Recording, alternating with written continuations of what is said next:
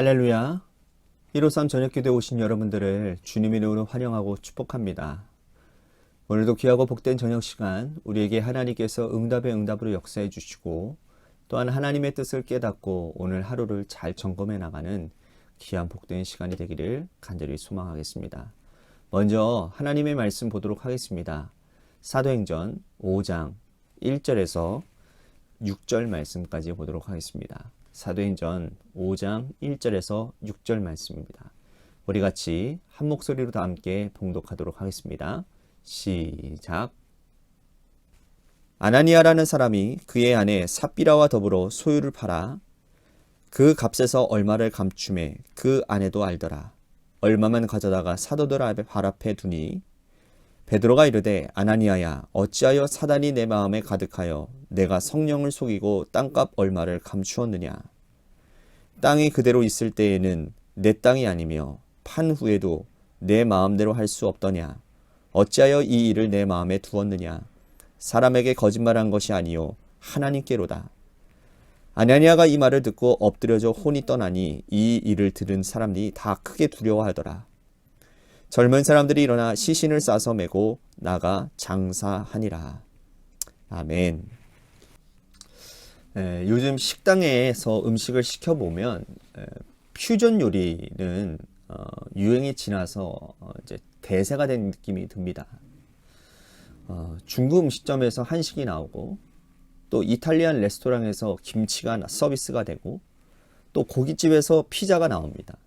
또 찜닭을 시키면 여러분 가평이나 그런 데 가시면 이렇게 치즈 퐁듀라고 해가지고 치즈에 이렇게 찍어 먹는 그러한 그런 것들도 나오지 않습니까? 처음에는 이런 음식을 받아보면 참 신기하기도 하고 재밌기도 한데 자주 접하다 보면 한 가지라도 제대로 먹고 싶다라는 그런 생각이 들 때가 있습니다. 정통에 대한 그리움이 생기기 때문인 것이죠. 같은 맥락에서 여러분 학생들이 가장 존경하고 좋아하는 선생님은 어떠한 사람일까요? 바로 학생들에게 농담 잘하고 재미있게 이야기해주는 교사를 좋아하는 것처럼 보이지만 그런데 실제로 학생들이 가장 좋아하는 교사는 바로 잘 가르치는 사람이라고 합니다. 밀도 있게 수업을 준비하고 또 학생들에게 꼭 필요한 수업을 해주는 선생님을 학생들은 가장 존경하고 또 좋아한다는 거예요. 사람들은 누구나 이 본질에 대한 열망을 가지고 있기 때문이라는 것이죠. 어떤 교회가 여러분 본질에 충실한 교회일까요? 본질에 충실한 교회는 바로 거룩성을 가진 교회입니다. 한때 교회가 너무 거룩하면 진입장벽이 높아서 세상 사람들이 들어오기 쉽지 않다라는 그런 논리가 있었습니다. 그래서 교회의 담장을 낮춰야 된다는 논리로 본당을 이웃에게 개방하는 교회들도 많이 있었습니다. 또 교회에서 유행가를 막 울려 퍼지고 알파라고 하는 그런 어떤 전도 프로그램을 통해서 진짜 말 그대로 유행가를 서슴지 않고 이렇게 부르는 그런 것들도 문화 공간으로서 이렇게 문화의 공간으로서 활용했던 것도 사실입니다. 하지만 문화 공간은 교회가 아니더라도 시청이나 구청에서 훨씬 더 좋은 시설을 제공한다는 점 아십니까? 한때 교회 음악도 시끄러운 음악이 대세가 된 적이 있었습니다. 세상의 락 음악이 교회에 들어와서 교회 음악으로 사용되어진 적도 있었습니다. 오히려 그것이 역곡화가 나을 때도 있었어요. 세상이 시끄러워서 조용한 교회로 와서 침묵과 경건을 소망했는데 오히려 교회가 세상보다 더 시끄럽다고 힘들어하는 분들이 있었습니다. 교회의 거룩성은 죄를 떠나는 것입니다. 죄를 떠나 하나님 앞에 서서 경외감을 느끼고 또 하나님의 임재를 느끼는 곳.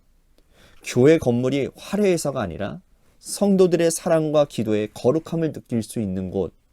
그곳이 바로 교회의 본질입니다. 오늘 읽은 본문에는 교회의 거룩성을 어지럽히는 죄를 꾸민 자들을 하나님이 처단하시는 내용이 나옵니다.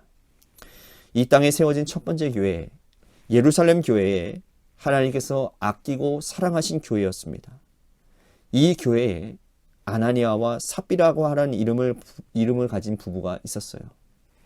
이들은 공명심이 상당했던 사람들입니다. 사람들에게 인정받고 또 직분을 받고 싶었습니다.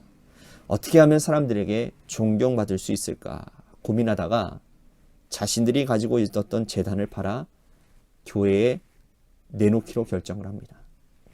그런데 재산을 팔고 보니 욕심이 생긴 거죠. 얼마는 감추고 일부를 베드로에게 내놓습니다. 성령님은 그들이 하나님을 속이려고 한다는 것을 베드로에게 알려주셨죠. 전부를 가지고 오지 않아서가 아니라 하나님을 속이려고 하는 시도, 즉 교회의 거룩성을 해치는 거짓된 시도가 문제였다라는 겁니다. 베드로가 성령의 힘을 입어서 강력하게 책망합니다. 그래서 정확하게 말씀을 하죠. 하나님을 속이려고 하는 이 시도는 교회의 거룩성을 해치는 악한 일이었습니다. 베드로는 성령께서 알게 하신 대로 그들을 책망하셨습니다. 베드로의 책망을 받은 아나니아가 그만 세상을 떠나버리고 말죠. 그런데 뒤따라오던 삽비라도 역시 거짓말을 했어요. 그래서 그녀도 세상을 떠나게 됩니다. 부부가 한날 한시에 세상을 떠나는 아주 비극적인 일이 교회 안에서 일어나고 말았습니다.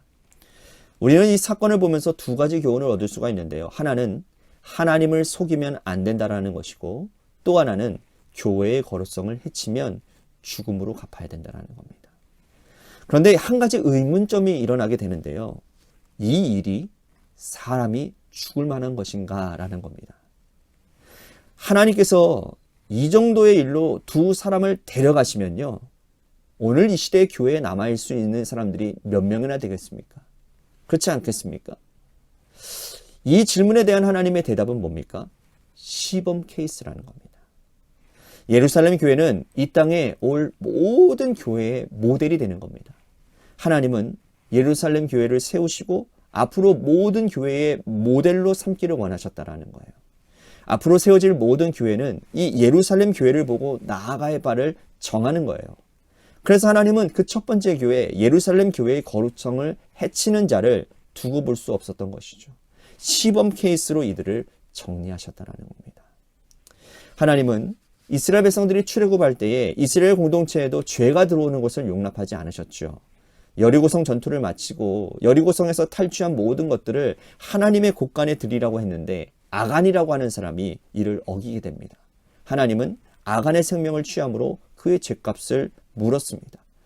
그 옛날 아간을 데려가신 것처럼 이 아나니아와 삽비라도 교회의 거룩성을 훼손하는 죄를 지었기 때문에 하나님이 본보기로 심판하셨다는 거예요. 보세요.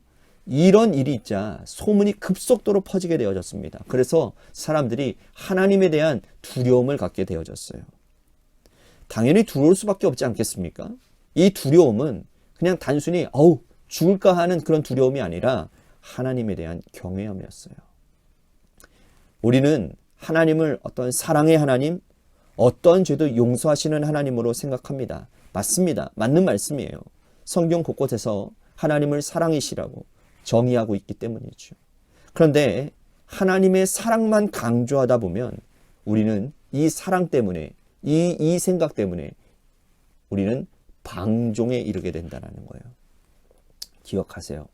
사랑이 방종으로 이어지는 건 그건 잘못된 겁니다. 사랑이 자발성으로 이어져야 되는 것이지, 그 사랑으로 해서 우리가 더 충성되고 더 하나님을 사랑으로 나아가야 되는 것이지, 그 사랑 때문에 우리가 방종해서는 안 된다라는 거예요.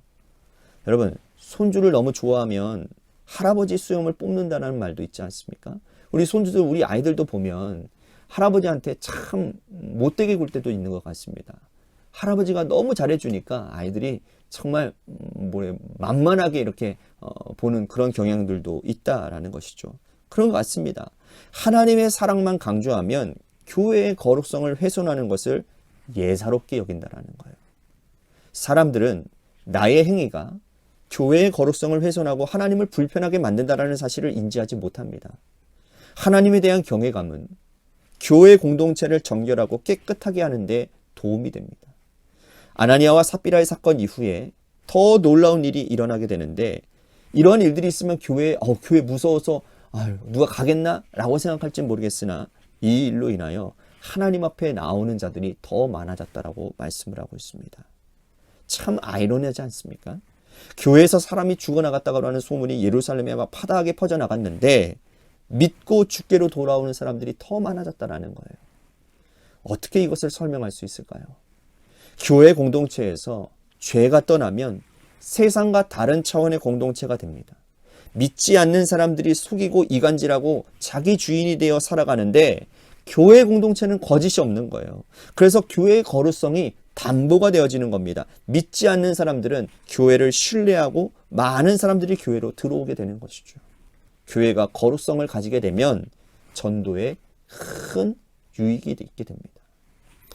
죄가 떠나가니 병이 낫는 역사도 일어나게 됩니다. 예루살렘 부근에 수많은 사람들이 모여 병든 사람들과 더러운 귀신을 받은 사람들을 데리고 와서 이 교회에서 나음을 얻게 된다는 거예요.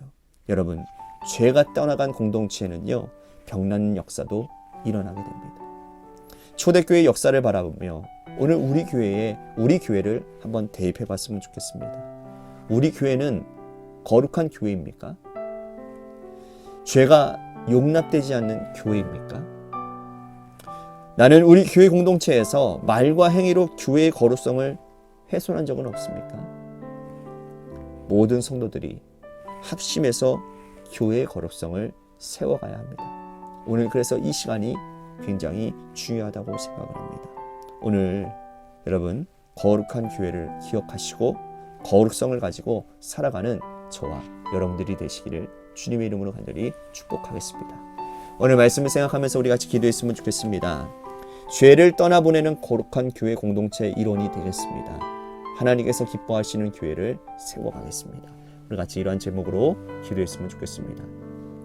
또 한 가지 육신의 질병으로 고통당하시는 분들 많이 있습니다. 우리 그분들을 위해서 기도해 주시고요. 우리 고3 수험생인 한유진 학생을 위해서 기도해 주시고 마지막으로 여러분들의 삶의 자리와 여러분들의 자녀들을 위해서 기도하시다가 시간 돌아가시기를 바랍니다. 노래 끝날 때까지 우리 같이 합심하여 기도하며 나아가도록 하겠습니다. 기도하시겠습니다.